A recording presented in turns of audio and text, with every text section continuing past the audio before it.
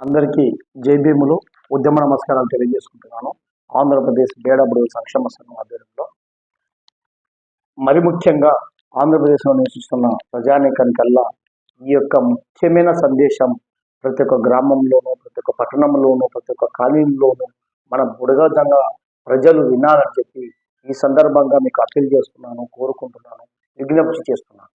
ఎందుకనగా ఈరోజు మన జరిగిన హైకోర్టు నందు ఎస్సీలలో పాస్టర్ గారు నేను ఎస్సీని అని చెప్పి ఒక హైకోర్టుకు పిటిషన్ వేయడం వల్ల నువ్వు ఎస్సీ కాదు, కన్వర్ట్ క్రిస్టియన్స్ లేకపోయినావు కాబట్టి నీకు ఎస్సీ రిజర్వేషన్ అందదు అని చెప్పి హైకోర్టు, మన ఆంధ్రప్రదేశ్ హైకోర్టు ఇచ్చిన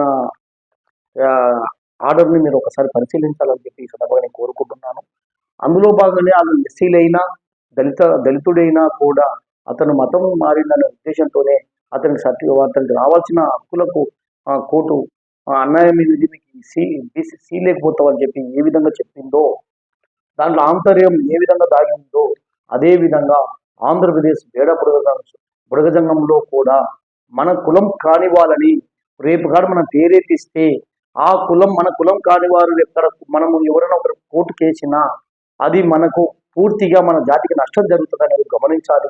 అదేవిధంగా మన బుడగజంగ కులం కాని వారిని మనం కలుపుకొని వాళ్ళకి రిజర్వేషన్ రావాలని వాళ్ళ స్వాతంతో ముందుకు పోయినా కూడా అది వర్తించదు, అది వాళ్ళకు ఎలాంటి హక్కులు రావనేది కూడా ఈ యొక్క హైకోర్టు ఇచ్చిన గైడ్లైన్స్ గుర్తుపెట్టుకోండి. అంటే హైకోర్టు ఏ విధంగా ఇస్తుంది, ఏ యొక్క చట్టాలకు లోబడి నువ్వు ఉంటావో, ఏ కులానికి లోబడి నువ్వు ఉంటావో ఆ కులానికి ఆ చట్టాలకు ప్రకారమే రిజర్వేషన్ వర్తించే విధంగా ఆ తీర్పు యొక్క ఉద్దేశం అని కూడా మేము గుర్తు చేస్తూ, అందుకనే మళ్ళీ ఒక ఉదాహరణ తెలియజేసుకుంటున్నాను. ఇప్పుడు ఒక ప్రాజెక్టును డ్యామ్ కట్టి నీళ్లు బంధిస్తే ఆ నీటి ద్వారా విద్యుత్తుకు, సాగునీటికి, తాగునీటికి వేల ఎకరాలు ఈ విధంగా బంధించి ఉపయోగించుకుంటారో, అదేవిధంగా తన పొలంలో రైతు తన పొలములో అద్దులు ఏర్పాటు చేసుకొని పంట పొలాన్ని పండించి మన నవ సమాజానికి ఏ విధంగా ఊపిరి పోస్తున్నారో ఆ విధంగా ఏ విధంగా అద్దులు ఉందో, ఒక కులంలో ఏ కులానికి ఆ కులం అద్దు ఉంటుంది, ఆ కులానికి చెందిన వారికి మాత్రమే ఈ రిజర్వేషన్ అందుకోవాల్సిన ఉంటుంది. ఇది డాక్టర్ బిఆర్ అంబేద్కర్ మహానుభావుడు రాజ్యాంగం సృష్టించబడినప్పుడే ఎస్సీ, ఎస్టీ, బీసీ అని కులాలు సృష్టించి ఆ కులాలలో ఏ కులాలు అనేది ఆ కులాల రిజర్వేషన్ పొందపరచడం జరిగింది. కాబట్టి అందులో భాగంగానే ఆంధ్రప్రదేశ్లో బేడబుడుగ కులం కూడా ఆ ఎస్సీలలో సీరియల్ నెంబర్ 9 నందు పొందపరిచి ఆ కులాలను మనం కూడా అనుభవించే విధంగా ఆ మహానుభావుడు సృష్టించారు. కాబట్టి ఆ కులానికి సంబంధించిన వాళ్ళమే మనకు లోటుతోనే ఉన్న వివాహ సంబంధాలు, రిలేషన్స్, బంధుత్వాలు, మన కుల కట్టుబాట్లు, మన కుల ఆచారాలు అన్నీ సమగ్రంగా ఉండే వాళ్ళకి మాత్రమే ఈ హక్కులు దరిచేరుతాయి. కానీ వేరే వాళ్ళను ఎవరో ప్రేరేపిస్తున్నారు నాయకులు అని చెప్పి వాళ్ళు ఏదో మాకు కల్పిస్తారని చెప్పి సంచార కులాలు, అణగారిన కులాలు, ఆ ఆలోచన లేని పౌరులు వీళ్ళ యొక్క మాయమాటలు విని మీకు ఏ హక్కులు ఏ యొక్క కులానికి చెంది ఉన్నారో ఆ కులం వరకే మీరు పైకి చేసుకుని హక్కులు సాధించుకోవాలి. కానీ వీరు ఎవరో ప్రేరేపిస్తున్నారని చెప్పి భ్రమలో పడద్దండి, ఆ విధంగా ఉండొద్దండి అని కూడా మరొకసారి నేను తెలియజేసుకుంటున్నాను. ఈ విషయం పైన మేము కూడా ఆంధ్రప్రదేశ్ బేడబుడుగ సంక్షేమ సంఘ ఆధ్వర్యంలోని గౌరవ జేసీ శర్మ కమిషనర్ గారికి 28/9/2018లో మా కులానికి సంబంధించిన జనాభా ఎంత, మా కులానికి ఏ లక్షణాలు ఉన్నాయి, మరి ఏ కులాలు బోగస్ కులాలు మా కులంలో చేరబడుతున్నామో అన్ని రికార్డెడ్గా నేను ఇవ్వడం జరిగింది. కాబట్టి రేపు కాడ కేంద్రంలో చట్టమే వచ్చినప్పుడు ఏ గ్రామంలో ఏ పల్లెల్లో అయితే మీకు బోగస్ కులాలు ప్రేరేపించి ఉంటారో దాన్ని మీరు అరికట్టుకోలేకుండా ఉంటారో, లేదా బోగస్ కులాలు వస్తారనే ఆశ ఎక్కువ ఉంటుందో వాళ్ళు నీరు గార్చే విధంగా ఉంటుంది. అది వాళ్ళకు ఆ లాభం పొందరు. కాబట్టి ఇప్పటికే మీకు తెలియజేసుకుంటున్నాను, ఎవరో వాళ్ళ మాటలు నమ్మి వాళ్ళకి మీరు ఆర్థిక సోర్సెస్తోనే జనసంఘం అయితేనేమి ఏదో ఇస్తే నేను సౌలాభంగా ఎదగాలనుకుంటారు. మా సంఘంలోనే కొందరు వ్యక్తులు సౌలాభాల గురించి ఆలోచిస్తున్నారు. అలాంటి వల్ల మీరు గమనించాలని చెప్పి మీకు తెలియజేసుకుంటున్నాను. మరీ ముఖ్యంగా మా బుడగజంగాల కమ్యూనిటీ కుల పెద్దలకి ఎత్తరేమి, మేధావులకి ఎత్తరేమి, విద్యార్థులకి ఎత్తరేమి, అసలు వీళ్ళందరికీ నేను అప్పీల్ చేస్తున్నాను.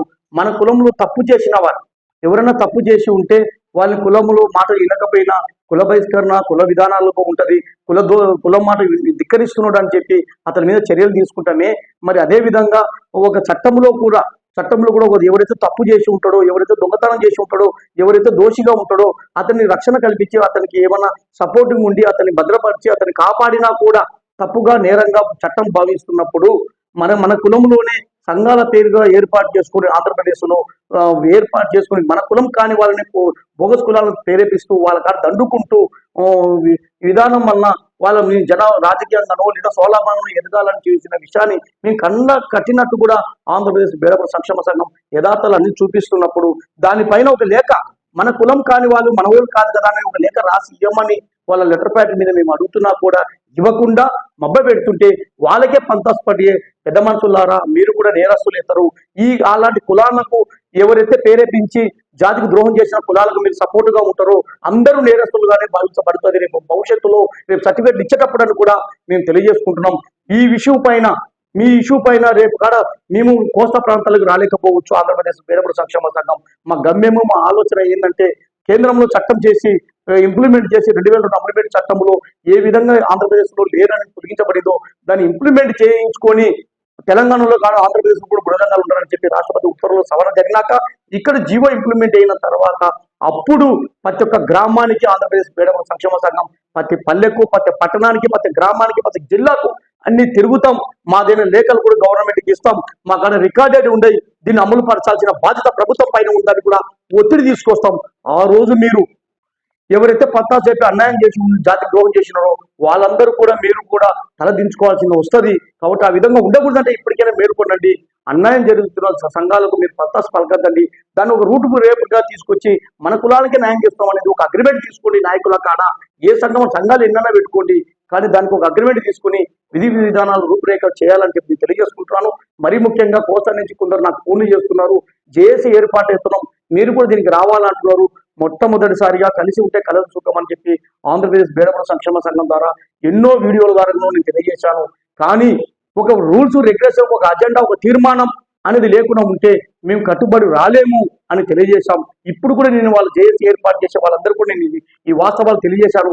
అదేవిధంగా మా నందికొట్కూరు ప్రాంతంలో ఉన్న ప్రాంతాలకు కూడా అన్ని కూడా ప్రాంతాలు తిరిగి మన కులానికి మనమే న్యాయం చేసుకుంటాం ఉండేటట్టు ఉంటేనే ఆ అగ్రిమెంట్ ఆ అజెండా తీర్మానానికి జాతికి ఉపయోగపడే ఉంటేనే మేము కలిసి వస్తామని చెప్పాం. ఆ అజెండా తీర్మానం లేని జేఏసీ పెట్టి కూడా వ్యర్థమే కదా అనే ఉద్దేశంతోనే నేటి వరకు కూడా సంక్షేమ సంఘం నిరంతరం జాతి ప్రయోజనం కాపాడడానికి, జాతి హక్కులు కాపాడడానికే ఉంటున్నామనేది మీరు గుర్తించుకోండి.